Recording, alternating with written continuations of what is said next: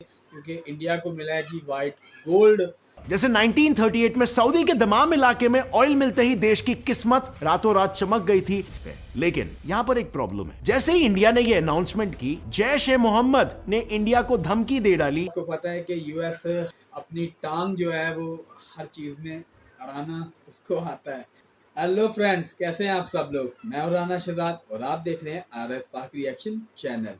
आज मैं करूंगा जी जिस वीडियो पर अपना रिएक्शन, वो उसमें कुछ फैक्ट्स बताए जाएंगे क्योंकि इंडिया को मिला है जी वाइट गोल्ड। और जैसा कि आपको पता है कि गोल्ड के ज़खायर होते हैं, तो इंडिया को भी एक वाइट गोल्ड की शक्ल में एक ज़खायर मिला है या ज़खायर मिले हैं। तो वो क्या हैं वो आप इस वीडियो में देख सकेंगे।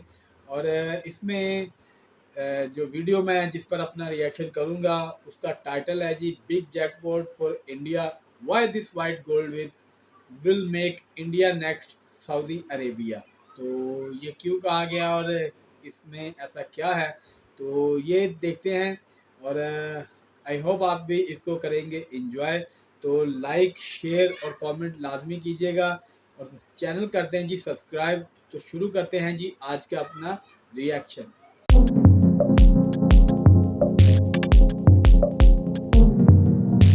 इंडिया को जम्मू एंड कश्मीर के रियासी डिस्ट्रिक्ट में फ्रीकिंग 34 ट्रिलियन रुपीस का खजाना मिल गया है। ये पोटेंशियली इंडिया की सऊदी जैसा ही काया पलट कर सकता है। मतलब जैसे 1938 में सऊदी के दमाम इलाके में ऑयल मिलते ही देश की किस्मत रातों रात चमक गई थी, सेम वैसे ही ये लिथियम डिपॉजिट इंडिया के लिए भी एक गेम चेंजर साबित हो सकते हैं। लेकिन यहां पर एक प्रॉब्लम है। जैसे ही इंडिया ने ये अनाउंसमेंट की, जैश ए मोहम्मद ने इंडिया को धमकी दे डाली कि जो कोई भी रिजर्व्स को एक्सकेवेट करने की कोशिश करेगा उसे हम खत्म कर देंगे। दूसरी प्रॉब्लम इंडिया के लिए, इस सब में यूएस भी पीछे नहीं है। उसने इंडियन अनाउंसमेंट के दूसरे ही दिन अपने एनवॉय को इंडिया के लिए रवाना कर दिया ताकि वो इंडिया के साथ जॉइंट ऑपरेशंस करके लिथियम से आने वाले प्रॉफिट्स को शेयर कर सके। सो करंटली ग्लोबल लेवल पर all the eyes are on India.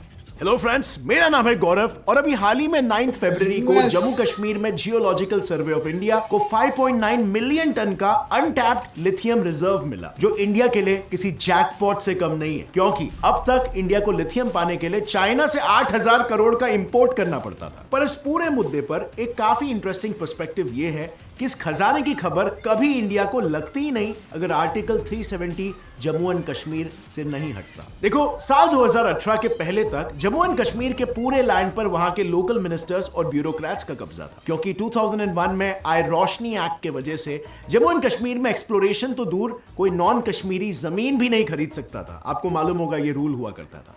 Plus इसी एक्ट के तहत जेएनके गवर्नमेंट ने बहुत ही मिनिमम रेट पर वहां पर मौजूद 16 लाख हेक्टर्स के गवर्नमेंट लैंड को डायरेक्टली लोकल्स को सालों के लिए लीज पर दे दिया था, वो भी एकदम मिनिमम पैसे लेकर। बट एक्चुअली में ना, ये रूल एक मेजर स्कैम था। सो रूल्स के मुताबिक जेएनके गवर्नमेंट ने 25,000 करोड़ वर्थ का लैंड लीज के लिए ओपन किया, लेकिन असल में गवर्नमेंट ने 16 में से सिर्फ 6 लाख हेक्टर जमीन ही लीज पर अवेलेबल कराया, जिसकी कीमत 317 करोड़ रुपीस थी। मगर इस डील के बदले में जेएनके गवर्नमेंट को सिर्फ 76 करोड़ रुपीस ही हासिल हुए थे। मतलब 241 करोड़ सीधा नेताओं के जेब में। लेकिन इनसे पहले ना, खुद जेएनके स्टेट विजिलेंस ऑर्गेनाइजेशन ने इस एक्ट के खिलाफ एफआईआर रजिस्टर किया, क्योंकि उन्होंने ये पाया था कि गुलमर्ग रीजन में कुछ जमीन पर्टिकुलरली वेल ऑफ लोगों को ट्रांसफर की गई है, जो स्कीम के लिए एक्चुअली एलिजिबल भी नहीं थे। लेकिन फिर साल 2018 में आर्टिकल 370 के एब्रोगेशन से भी पहले रोशनी एक्ट को रिपील किया गया। उस वक्त के गवर्नर सत्यपाल मलिक ने तुरंत इस एक्ट से जुड़े केसेस पर एक्शन लिए और 2020 में जेएनके हाई कोर्ट ने भी इस एक्ट को इलीगल और अनकॉन्स्टिट्यूशनल डिक्लेयर कर दिया। और फिर इस मेजर लॉफुल विक्ट्री के बाद अगले ही साल भारत सरकार ने आर्टिकल 370 को एब्रोगेट कर दिया, जिससे अब जेएनके का लैंड सभी के लिए ओपन हो गया है, जीएसआई के लिए भी, क्योंकि 2022 में ही जीएसआई ने इस अनएक्सप्लोर्ड लैंड पर लिथियम एक्सप्लोरेशन शुरू कर दिए। बेसिकली जीएसआई की स्टडीज के हिसाब से इन इलाकों में लिथियम मिलने की हाई प्रोबेबिलिटी, और जैसे कि मैंने पहले भी कहा, इंडिया हर साल 8,000 करोड़ से भी ज्यादा पैसा लिथियम इंपोर्ट्स में गंवा रहा है। तो जीएसआई का विजन एकदम क्लियर था, जल्द से जल्द लिथियम की खोज करके इंपोर्ट्स को कट करना। और फाइनली 9 फरवरी को मिनिस्ट्री ऑफ माइंस ने अपने ट्विटर हैंडल पर यह हिस्टोरिक अनाउंसमेंट की कि उन्हें 5.9 million turns lithium reserves JNK के रियासी डिस्ट्रिक्ट में मिले हैं। अब ये एक्सप्लोरेशन तो सिर्फ एक आउटकम है आर्टिकल 370 के रिवोक होने का।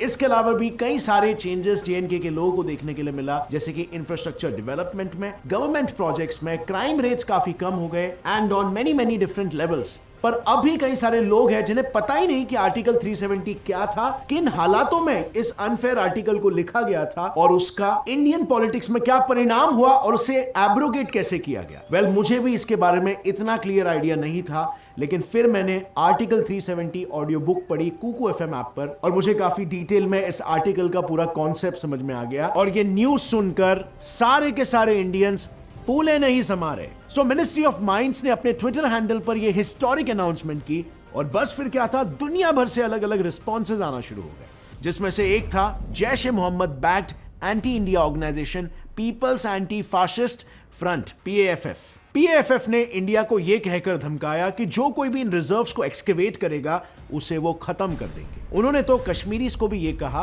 उकसाने के लिए, यह कह के कि जेएनके के रिसोर्सेज सिर्फ वहां के लोगों के हैं और बाहर वाले उसे ले नहीं सकते। पर ऑब्वियसली इंडिया ऐसी धमकियों से डरने वाला नहीं है, क्योंकि जीएसआई ने यह ओपनली अनाउंस कर दिया है कि वो जल्द ही लिथियम माइनिंग शुरू करने वाले हैं। खैर, ये तो बात हुई टेरर ऑर्गेनाइजेशंस की, लेकिन इस लिथियम अनाउंसमेंट के बाद अब वर्ल्ड लीडर्स का भी पूरा फोकस इंडिया पर आ गया है। सबसे पहले तो यूएसए का।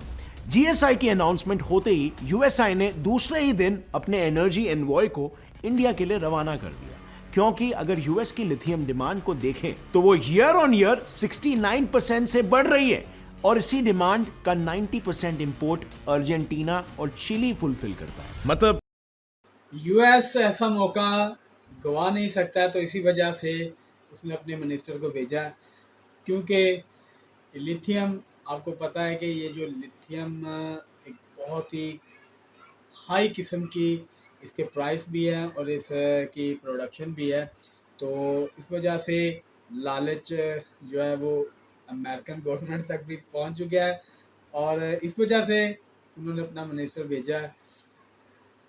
यूएस कभी भी ऐसा मौका हासिल नहीं जाने देता। यूएस इन कंट्रीज पर ओवर डिपेंडेंट हो चुका है और बस इसी प्रॉब्लम को सॉल्व करने के लिए बाइडेन एडमिनिस्ट्रेशन ने national blueprint for lithium batteries को लॉन्च किया है। इस प्लान के अकॉर्डिंग यूएस इंपोर्ट को कम करना चाहता है और सेल्फ रिलायंट बनना चाहता है, जिसके लिए वो और ज्यादा इन्वेस्टमेंट्स माइनिंग से लेकर लिथियम प्रोडक्शन में करने का प्लान कर रहा है, जिसमें ऑफ कोर्स इंडिया के ये रिसोर्सेज उसके लिए एक गोल्डन अपॉर्चुनिटी की तरह है। यही रीजन है कि उसने अपने energy resources assistant secretary Geoffrey R Pyatt को एनवॉय के तौर पर भेजा है, वो भी एक स्ट्रेटेजिकली प्लान्ड विजिट के लिए। और मैं ये इतने सर्टेनिटी से इसीलिए बोल रहा हूं क्योंकि जरा मिस्टर प्याट का स्केड्यूल तो देखो। वो 13 से 17 फेब के बीच में मुंबई में सभी बड़े बिजनेस लीडर्स को मिलेंगे, फिर पुणे में एंटरप्रेन्योर्स और इंजीनियरिंग स्टूडेंट्स को मिलेंगे और आखिर में गवर्नमेंट ऑफिशियल से मिलने वो दिल्ली जाएंगे। अब ये क्रोनोलॉजी आपको समझ में आ रही है? वेल, प्रीटी क्लियरली ये एक लिथियम एक्सप्लोरेशन डील साइन करने की कोशिश हो सकती है। खैर, यूएस तो फिर भी एक डेमोक्रेटिक नेशन के साथ डील करने की सोच रहा है, बट लिथियम आज सभी ग्लोबल लीडर्स के लिए इतना इंपॉर्टेंट हो गया है कि इस पर अब टेररिस्ट रेजिम्स की भी नजर पड़ने लग गई है और इसका बेस्ट एग्जांपल है चाइना। देखो, दुनिया का 60% लिथियम प्रोडक्शन चाइना ही करता है, पर इसके बावजूद भी उसकी नजर अब अफगानिस्तान के डिपॉजिट्स को हड़पने पर है। बेसिकली कहा जाता है कि अफगानिस्तान के पास $1 ट्रिलियन वर्थ के अनटैप्ड लिथियम डिपॉजिट्स हैं। इन्हें अब तक एक्सट्रैक्ट नहीं किया गया है और ना ही तालिबान को करना आता है, और इसीलिए जब रशिया यूक्रेन वॉर के वक्त सभी वर्ल्ड लीडर्स सिचुएशन को संभालने में लग गए थे, तब चाइना के रिप्रेजेंटेटिव्स तालिबान के साथ डील करने में लग गए थे। वेल, चाइना का मोटिव काफी क्लियर है, किसी भी तरह लिथियम मार्केट को अपने काबू में करना। अब ऑब्वियसली ये इतने सारे सुपर पावर्स इसके पीछे पड़े हैं, तो भला लिथियम में ऐसा क्या छुपा है? सो बात ये ना फ्रेंड्स, लिथियम की 3 मेन खासियत है जो कंबाइन होकर उसे इतना स्पेशल बनाती है कि उसे व्हाइट गोल्ड भी कहा जाता है। पहला है लिथियम का लाइट वेट, जो उसे परफेक्ट व्हीकल बैटरी एलिमेंट बनाता है। दूसरा है उसका हाईली रिएक्टिव प्रॉपर्टी, जो बेसिकली फास्ट चार्जिंग में मदद करता है। और तीसरा है उसका लो सेल्फ डिस्चार्ज रेट, यानी बैटरीज इससे लंबा टिकते हैं। नाउ आई एम श्योर आपको ऑलरेडी पता होगा कि lithium electric vehicle, laptop, smartphones और मिलिट्री के मिसाइल्स में भी यूज किया जाता है, पर इसके अलावा लिथियम का इस्तेमाल इस्तेमाल इन मिलिट्री मिसाइल सिस्टम्स को कूल करने, माइक्रोवेव्स में सेरेमिक के बर्तनों को टूटने से बचाने के लिए और तो और मेंटल हेल्थ के पेशेंट्स के मूड स्टेबलाइज करने में भी किया जाता है। पर चलो ये सब हटाकर सिर्फ अगर मैं इलेक्ट्रिक व्हीकल से आने वाले डिमांड की बात करूं तो भी आने वाले 6 सालों में लिथियम की डिमांड 4 गुना बढ़ने वाली है। और बस इसीलिए 2021 में ही इस सॉफ्ट सिल्वर मेटल का प्रोडक्शन 100,000 टन क्रॉस कर चुका था। कारण है सिर्फ और सिर्फ कंट्रीज का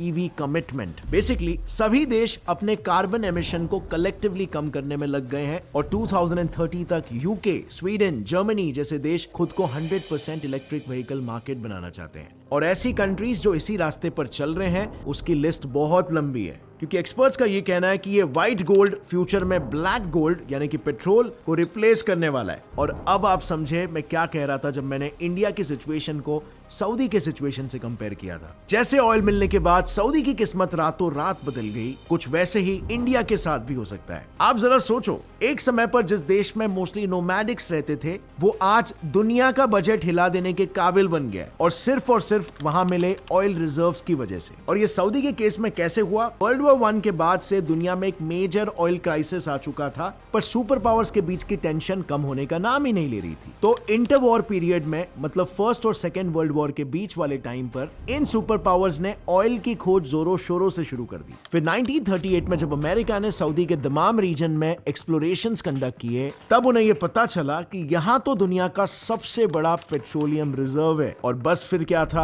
सऊदी ने अपना ये ब्लैक गोल्ड दुनिया भर बेचना शुरू कर दिया और इन्हीं रिजर्व्स से यूरोपियन, एशियन और अमेरिकन कंट्रीज के साथ सऊदी के डिप्लोमेटिक रिलेशंस बिल्ड होने लगे। उसकी इकोनॉमी बढ़ी, उसका ग्लोबल इन्फ्लुएंस बढ़ा और आज सऊदी ओपेक नेशंस के साथ मिलकर ऑयल प्राइसेस को जब चाहे तब रेगुलेट कर सकता है। पर अब जो आगे दौर आने वाला है ना फ्रेंड्स, इसकी बात ही कुछ और होने वाली है। आज ये दौर शुरू हो चुका है और भविष्य भी इसी का होने वाला है, जो है व्हाइट गोल्ड। दुनिया भर में धीरे धीरे ऑयल पर डिपेंडेंसी कम हो रही है और लिथियम पर ज्यादा होना शुरू हो गई है। इनफैक्ट अब तक खुद इंडिया में इलेक्ट्रॉनिक मार्केट का शेयर 0.5% था, क्योंकि एज आई सेड हमें भारी मात्रा में लिथियम इंपोर्ट करवाना पड़ रहा था, जो ऑब्वियसली इंडिया को काफी महंगा पड़ रहा था। लेकिन फ्रेंड्स, अब अपने सभी टारगेट्स को पूरा करने के लिए मिनिस्ट्री ऑफ माइंस ने KBIL नाम का एक जॉइंट वेंचर भी स्टार्ट कर दिया है, जिसका काम था ओवरसीज मिनरल एसेट्स को ढूंढना। बेसिकली प्लान ये था कि इंडिया मेनली अर्जेंटीना और ऑस्ट्रेलिया जैसे देशों में लिथियम और कोबाल्ट मिनरल्स डिस्कवर करेगा और उन माइंस को लीज पर ले लेगा, जिससे कि इंपोर्ट बिल कम किया जा सके।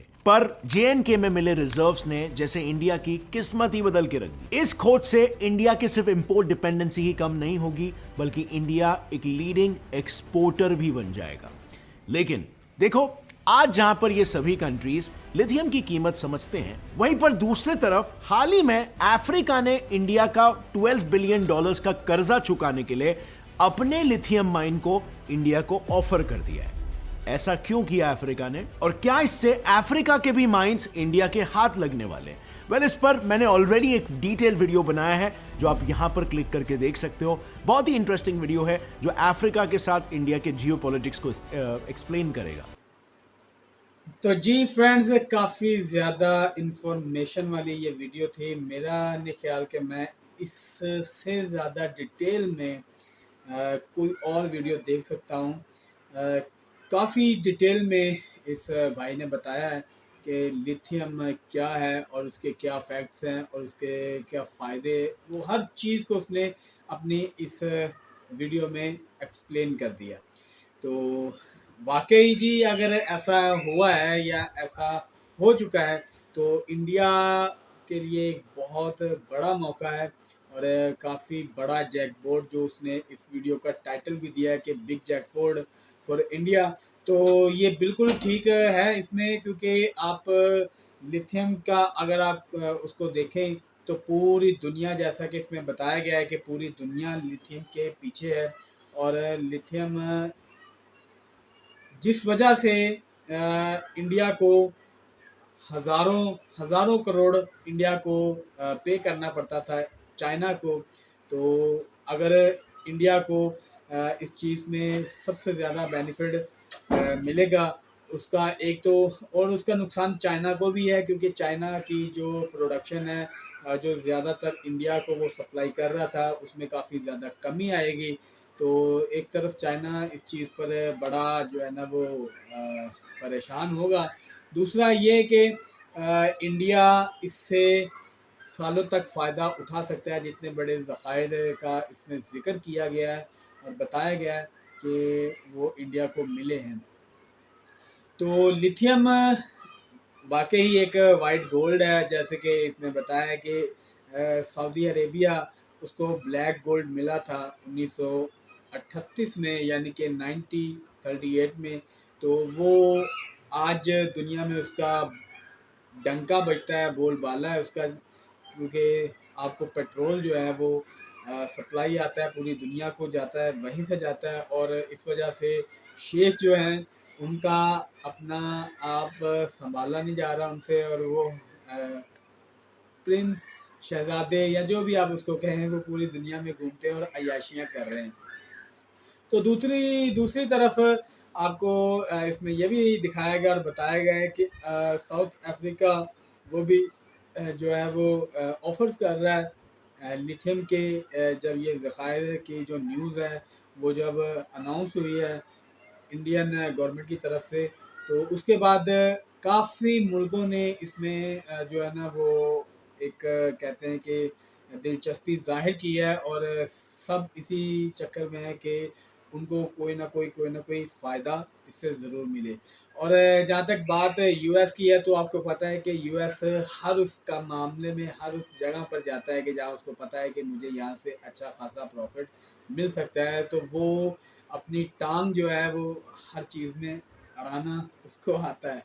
तो ये तो एक मजाक की बात थी। तो खैर, लिथियम वाइट गोल्ड इंडिया के लिए बहुत ही बड़ी चीज़ है, बहुत बड़ा एक आप कह सकते हैं कि इंडिया को इससे बहुत बड़ी सपोर्ट मिलेगी। इंडिया एशिया में अपने आप को काफ़ी आगे ले जाएगा। तो काफ़ी इन्फॉर्मेशन वाली वीडियो, जैसा कि मैंने आपको पहले भी बताया था कि देखने को मिली है, और जितनी ज़्यादा डिटेल लिथियम के बारे में या इस प्रोजेक्ट के बारे में या इस चीज़ के बारे में जो हमने इसमें देखा है, उसके बारे में ये काफ़ी डिटेल के साथ देखने को मिला। तो ये वीडियो जो है वो मुझे तो बहुत अच्छी लगी, क्योंकि मुझे इससे काफ़ी इन्फॉर्मेशन मिली है। और आपको कैसी लगी ये आपने लाजमी बताना है अपने कमेंट बॉक्स में, और इसको वीडियो को लाजमी आपने लाइक करना है। तो हो सके तो चैनल को सब्सक्राइब कर दें, सपोर्ट करें, ताकि मैं कोशिश करूं कि आपके लिए मज़ीद कोई अच्छी सी वीडियोस लेकर आऊँ और उस पर अपना रिएक्शन करूँ। और अगर आपने किसी भी वीडियो पर मेरा रिएक्शन देखना चाहते हैं, तो आप मुझे लाजमी मेंशन कर सकते हैं। मैं कोशिश करूँगा उस पर अपना रिएक्शन करने की। आपसे चाहता हूँ जी इजाज़त, इसी दुआ के साथ कि अल्लाह ताला आपको अपने हिफ्ज़ ईमान में रखे, आपकी तमाम परेशानियाँ और मुश्किलें हल फरमाए, और आपको एक सेहतमंद ज़िंदगी नसीब फरमाए। आमीन सुम्मा आमीन। मिलते हैं जी इंशाअल्लाह अगले रिएक्शन के साथ, आपसे मुलाकात ज़रूर होगी। अल्लाह हाफिज़, अल्लाह निगहबान।